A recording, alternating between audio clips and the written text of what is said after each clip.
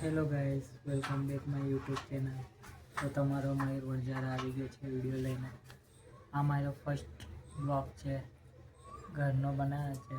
તો જો આ મસ્તી ગયા છે ટેણીઓ. તો આજે રજા છે નોકરીની, તો આપણે વિડીયો બનાવ્યા છે.